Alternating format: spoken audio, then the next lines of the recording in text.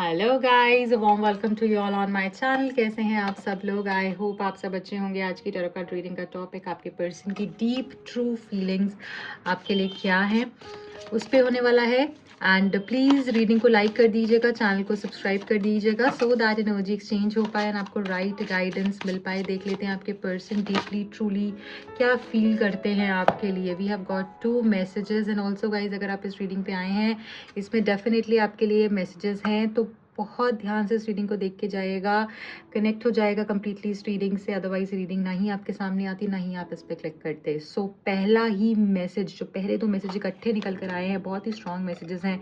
Soul tie and chemistry, I always feel connected with you. ये आपका जो soul है ना, इस पर्सन से डीपली ट्रूली कनेक्टेड है और आप दोनों की केमिस्ट्री, दोनों के साथ में कंपैटिबिलिटी ऐसी है जो कि शायद आपने कभी भी कहीं पर भी किसी के भी साथ में महसूस नहीं की होगी। ओके, सो ये सोल टाई और केमिस्ट्री का जो मैसेज साथ में निकल कर आया है वो यही बता रहा है कि आप दोनों का पैशन, आप दोनों की एनर्जी, आप दोनों का सोल एक दूसरे से डीपली कनेक्टेड है। और इसी तरीके से पर्सन आपके लिए महसूस करते हैं कि आप दोनों जैसे एक दूसरे के लिए ही बने हो। इतना स्ट्रॉन्ग एंड पैशनेट स्टार्ट है इस रीडिंग का, क्या बात है। सो कहीं ना कहीं मुझे ऐसा लग रहा है यहाँ पर बहुत सारे सोलमेट्स हो सकते हैं, ट्विन फ्लेम्स हो सकते हैं और फायर एनर्जी भी काफ़ी हाई दिख रही है।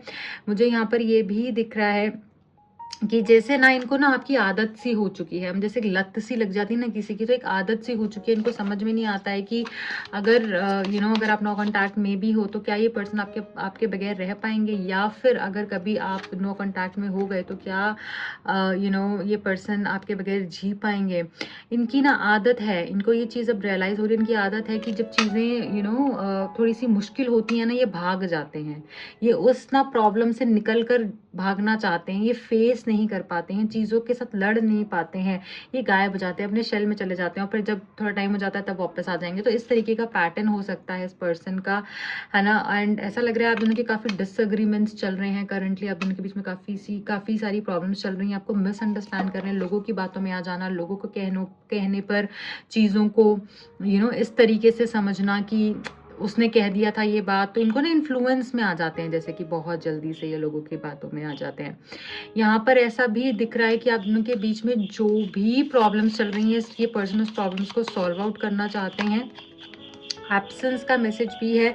सो कहीं ना कहीं ऐसा लग रहा है कि आपके पर्सन ना आपको लेकर जो महसूस करते हैं जब आप नहीं होते हो, इनको ऐसा लगता है कि इनके अंदर का एक पार्ट ही मिसिंग हो गया है, जैसे कि इनके अंदर से कुछ गायब हो गया, कुछ चला गया, कुछ सिंकिंग सी फीलिंग आती है इनको कि something is just sinking inside of this person. मतलब एक घबराहट, एक एंशियसनेस हो जाना, ऐसा लॉस्ट सा फील करते हैं। काम भी होगा, काम नहीं कर पाते हैं, सर में दर्द होना और बहुत ज़्यादा एक्सप्रेस नहीं करेंगे फिर इस चीज़ को भी।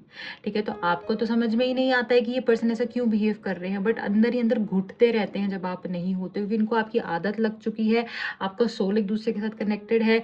पर ये लोगों की बातों में इन्फ्लुएंस होने की वजह से ना भाग जाते हैं चीज़ों से, ज़रा सी लड़ाई हुई निकल जाएंगे, गायब हो जाएंगे। तो ये चीज़ें यहाँ पर दिख रही हैं। थर्ड पार्टी भी है बॉटम ऑफ द डेक में, तो कहीं ना कहीं ऐसा लग रहा है कि थर्ड पार्टी की वजह से भी आप दोनों के बीच में काफ़ी सारी प्रॉब्लम्स हो रही हैं, काफ़ी सारे इश्यूज हो रहे हैं और काफ़ी सारा ट्रबल क्रिएट हो रहा है बेफजूल में। ओके, एंड यहाँ पर ये भी है कॉन्वर्जेशन का मैसेज। तो कहीं ना कहीं ऐसा भी दिख रहा है कि ये पर्सन आपसे बातचीत करना चाहते हैं, जो उन्होंने गलतियां कर दी हैं, जो मिस्टेक्स कर दी हैं, उसको क्लैरिफाई भी यहाँ पर करना चाहते हैं। मैं ना एक बारी इन सारे ही कार्ड्स को क्लैरिफाई कर लूंगी टैरो डेक से, देख लेते हैं। यहाँ पर सोल टाई का मैसेज क्यों है, सोल टाई क्यों निकल कर आया है, डिवाइन प्लीज गाइड कीजिए। यहाँ पर सोल टाई क्यों निकल कर आया है। 3 ऑफ सोड्स, देखिए आपका ना कहीं आपने इनको पास्ट लाइफ में या तो हर्ट किया है, ठीक है, जिसकी वजह से ये आपको अभी हर्ट कर रहे हैं। कुछ मुझे यहाँ पर ऐसा दिख रहा है कि जैसे ना जब भी आप अगर किसी भी चीज़ को लेकर परेशान होते हो ना, तो इस पर्सन को भी बहुत दुख होता है, ये भी खुश नहीं होते हैं, इनकी लाइफ में भी ना प्रॉब्लम्स आ जाती हैं क्योंकि आपका सोल बहुत डीपली कनेक्टेड है और ऐसा लग रहा है कि आपने भी कहीं ना कहीं इनको हर्ट किया है जिसकी वजह से आज आप भी हर्ट हो रहे हो। तो ये भी एक चीज़ मुझे यहाँ पर दिख रही है। सेकेंड इज केमिस्ट्री का जो मैसेज है that is being clarified by 7 of swords.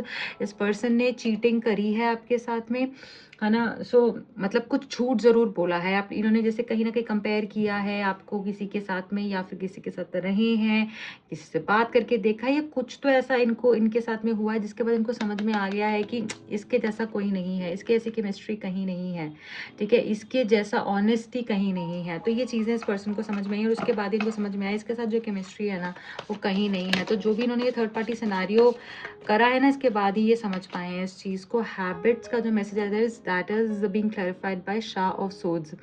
तो यहाँ पर ऐसा लग रहा है कि ना इनको ना आपकी आदत हो चुकी है और ये चीज़ ये आपको बताना चाहते हैं। इनको ना ऐसा लग रहा है कि आप इनकी ना रूटीन में आ चुके हो, आप इनकी एक आदत सी हो चुके हो और ये आदत ना ये छोड़ना भी नहीं चाहते हैं।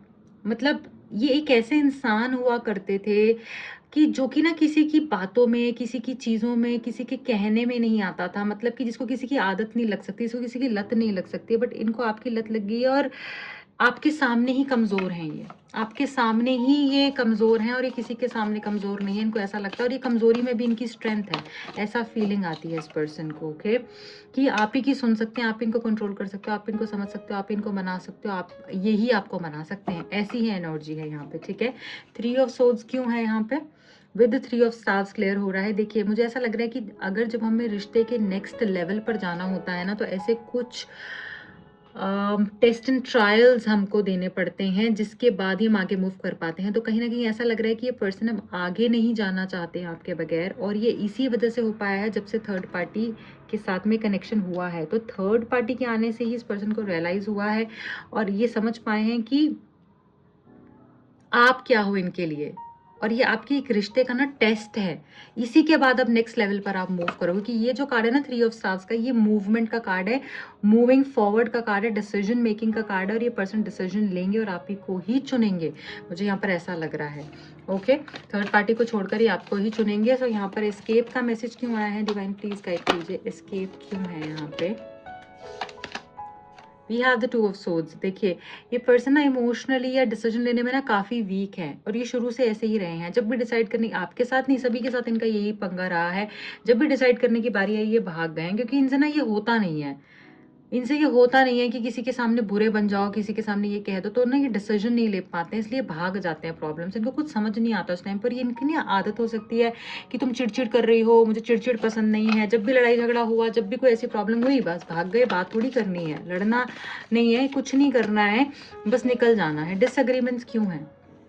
5 ऑफ सोर्ड्स से डिसएग्रीमेंट्स का मैसेज यहाँ पर निकल कर आया है। सो ऐसा लग रहा है कि फैमिली इश्यूज या कोई 3 से 5 लोग मुझे यहाँ दिख रहे हैं जिनकी वजह से आप दोनों के बीच में काफ़ी सारी प्रॉब्लम्स आई हैं, मिसअंडरस्टैंडिंग्स क्रिएट हुई हैं आप दोनों के बीच में। आप ना लोगों को बहुत इन्वॉल्व कर लेते हो अपने कनेक्शन में, ऐसा लग रहा हो सकता है इनकी आदत हो ये सब करने की या आप इनको मना करते हो, पर उन लोगों की वजह से इनको, मतलब आपको इस रिश्ते में प्रॉब्लम आ रही है। मुझे ऐसा लग रहा है अगर वो लोग यहाँ पर नहीं होते तो आज इतनी प्रॉब्लम नहीं होती, क्योंकि आपकी मसला आपकी खुद की वजह से नहीं है, औरों की वजह से मुझे ज़्यादा दिख रहा है यहाँ पे, ठीक है। सो मिसकम्युनिकेशन ही हुई है, जो भी हुआ है मिसअंडरस्टैंडिंग ही हुई है। चीज़ें इतनी गलत नहीं थी जितनी गलत दिखा दी गई हैं, जितनी गलत समझ ली गई।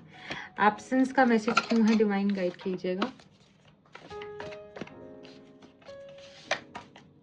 9 ऑफ कप्स। इनको जब से आप गायब हुए हो, जब से आप अनअवेलेबल हुए हो, जब से आप इमोशनली अनअवेलेबल हुए हो या फिजिकली, फाइनेंशियली, जैसे भी किसी भी तरीके से अनअवेलेबल हुए हो, ये पर्सन को समझ में आ गया कि इनको आप ही चाहिए हो। जब इनको ऐसा इजीली मिलता है ना कोई चीज़, इनकी आदत है, इनका पैटर्न आप देख लीजिएगा, इनको वो चाहिए नहीं होता है।